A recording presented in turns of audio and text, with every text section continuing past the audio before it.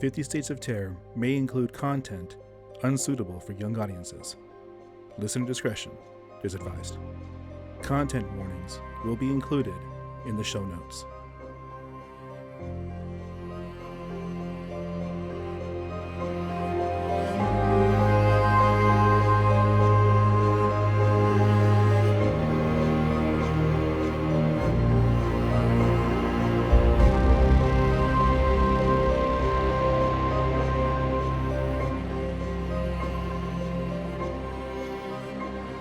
This is Missouri, the Joplin butterfly people.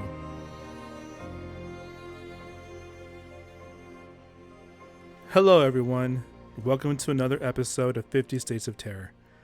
I am your host, Anthony Diaz. It has been an interesting couple of weeks. The holidays seem to have just come and left in a complete blur. I hope everyone's holiday was safe and pleasant. The holidays always seem to bring a mixture of pressure and stress, and, you sprinkle a little happiness and joy in there sometimes. It is truly an awkward time, but again, I do hope you all powered through it. Now, before we get into what Missouri has to offer, I am happy to tell you that this state, Missouri, will be a dual episode. I made the decision that since the last voting episode, I'm going to go ahead and keep that format for Missouri and present two cryptids for the state. I won't say what the other cryptid is right now, but you will all reap the benefits of this because I'm going to do two of them. I don't know if I'll continue to do these dual episodes for the remaining states, but if, for example, a state that has really two great cryptids, you know what? I'm just going to go ahead and give everybody a bonus. And Patreon, that's patreon.com/50 States of Terror. Do a little shameless promoting right now. We'll have even more bonus content.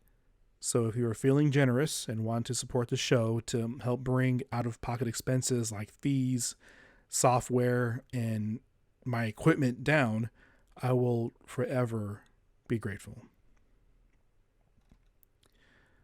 Now, here we go. Before I start this story, I would like to take a moment to send my heartfelt prayers to those who were affected by this natural disaster.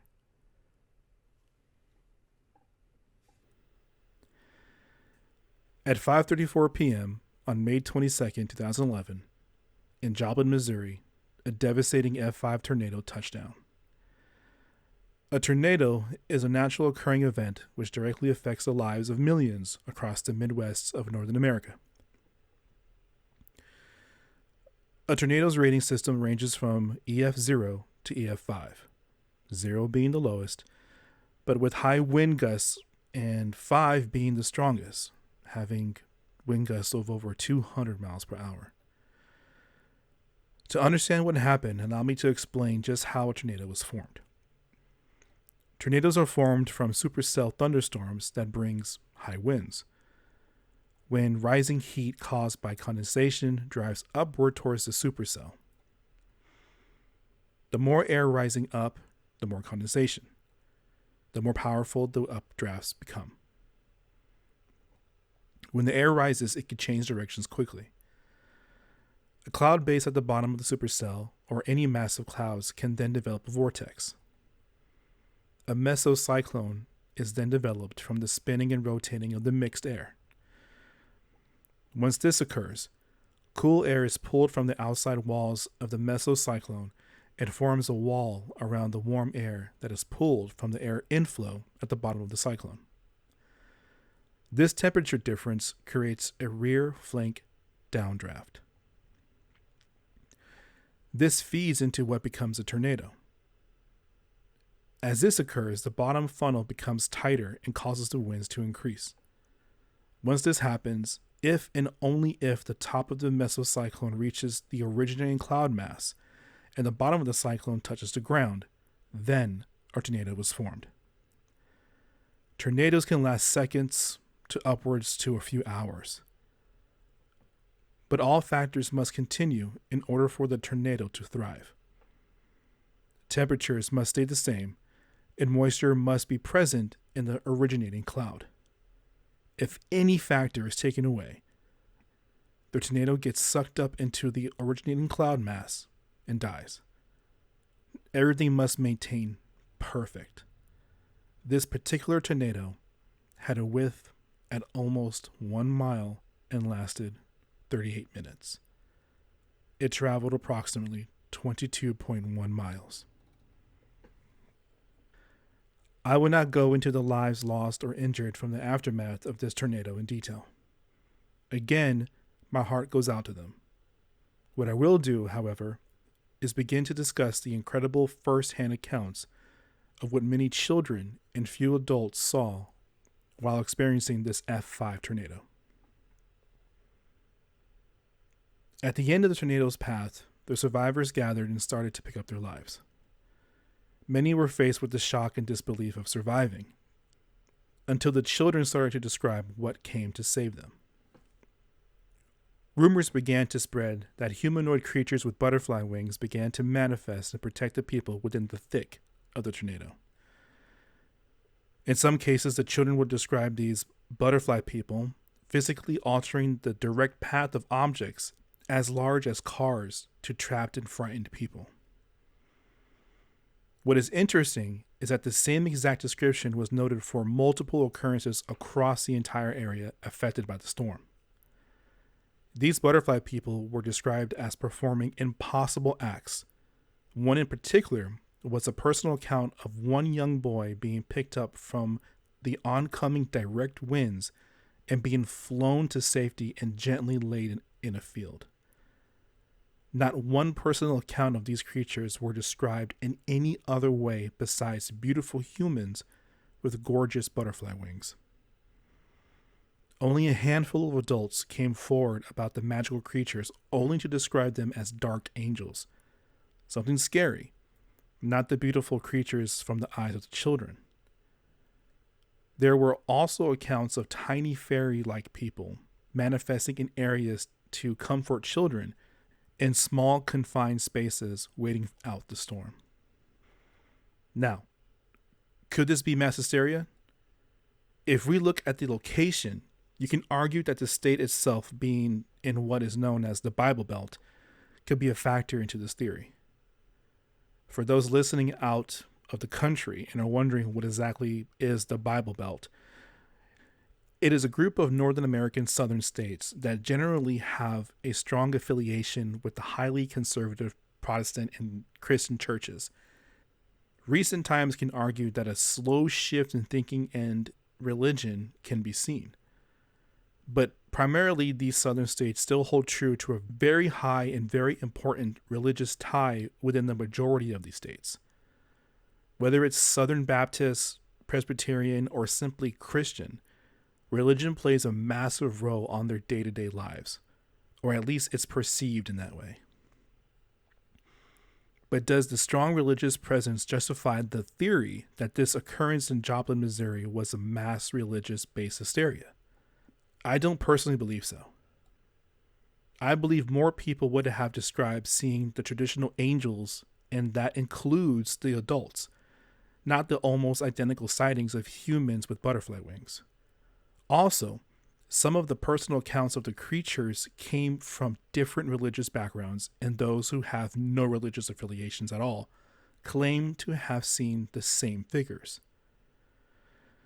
So if I take a stance on this being not a religious event, but a divine intervention, which, by the way, I feel like it may be, but rather a cryptid event, are there other winged creatures that are linked to events like this? There are. One in particular is Mothman, a creature who will be seen in times of pending doom and destruction.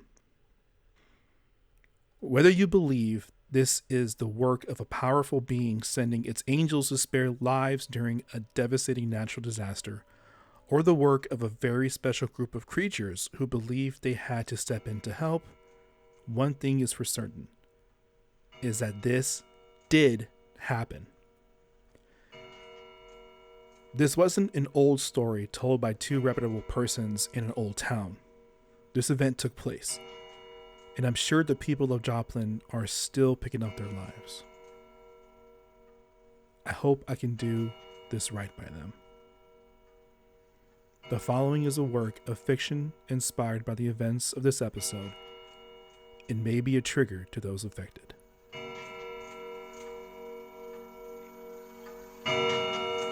"5 p.m. Thunderstorm warnings began to make their announcement over the local television and radio stations. The families listening and watching the Kansas City Royals play the St. Louis Cardinals were interrupted by the advisement of a heavy storm forming and approaching the city of Joplin. 5:15 p.m. The hard rains and increasing winds fell onto the city of Joplin, Missouri. The loud, piercing tornado warning sirens screamed throughout the city. A caution for those who haven't reached shelter must do so immediately. This has been practiced. Scenarios have been seared into the minds of every person within this community of over 51,000 residents, and yet some have either chosen to ignore it or have become stuck and are now waiting for the storm to pass. Others have taken heed of the siren's call and have made their homes, their cars, gas stations, firehouses, their tornado shelters. The massive black clouds have not moved. 5:25 p.m. Violent lightning began to streak across the sky. The temperature began to shift onto this mixture of hot and cool. The clouds did not give way as residents became anxious, as small funnels began to form in the clear air between the dark clouds and green grass. This was their final warning. A perfect mixture of moisture and temperature was about to form one of nature's most violent of events. 5:34 p.m. A mile-wide funnel touched the earth.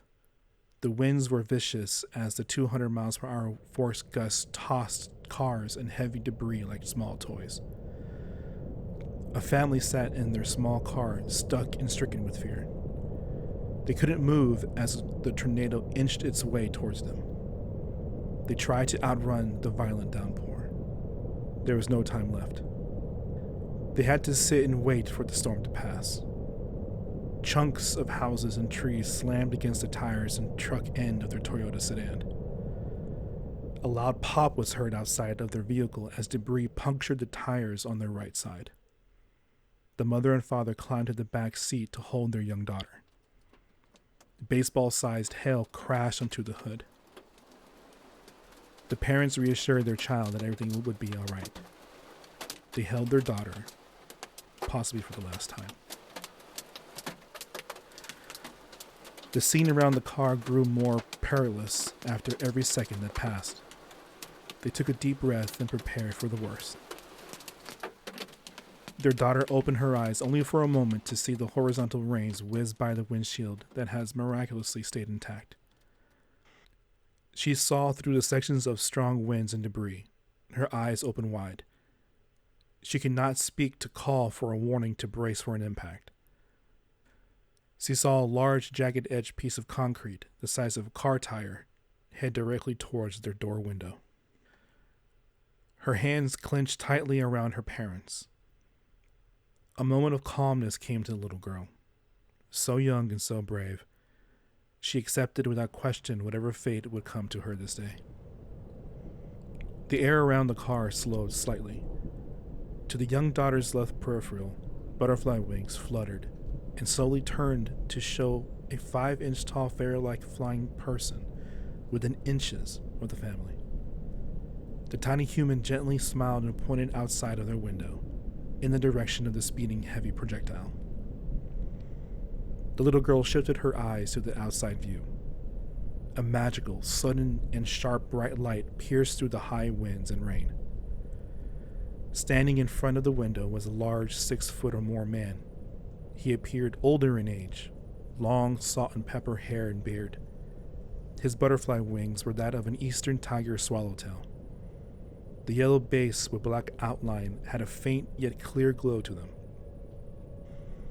The wings shifted just enough to display the man's bout of superhuman strength. The projectile accelerated, and just before impacting the human shield, he lifted his hands and caught it. He began to crush and crumble the jagged concrete to nothing but small pieces of rubble. The parents, still embracing their child with the eyes closed, failed to see the now filled cabin with 5 little human winged creatures, all smiling, easing the tension of the brave little girl. The parents, praying for some sort of miracle to spare them tragedy, failed to see outside of their window the tall, large butterfly man shift the car into a safer position, clear of any potential harm, and after he did so, waved to the daughter and took flight. The wings seemed to not budge as he rose in a smooth flight. Debris struck the butterfly man, but he did not shift nor seem fazed. He simply rose and flew away. Behind him, the daughter finally took focus and witnessed she was not the only one to have a special visitor. As quickly as the little fairy-like creatures appeared, they were gone. The mother and father reopened their eyes as they felt the winds begin to die down.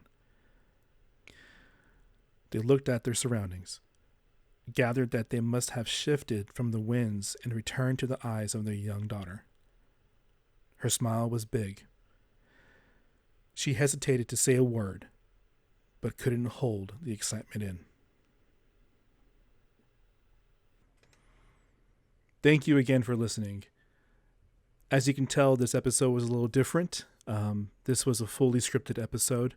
I didn't want to stray away from having a concrete set of words to read, and didn't want to stray away from anything because of the event of this. A massive event that happened in Joplin, Missouri. I didn't want to go too far, off the rails or anything like that. I wanted for this to be as serious as I could episode, mainly because of the content and the severity of the event.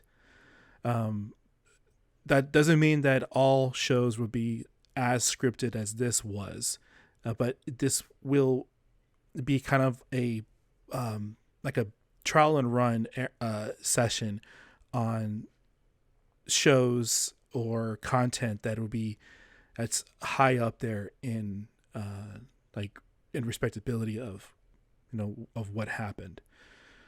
So yeah, thank you all again for listening. I am your host, Anthony Diaz.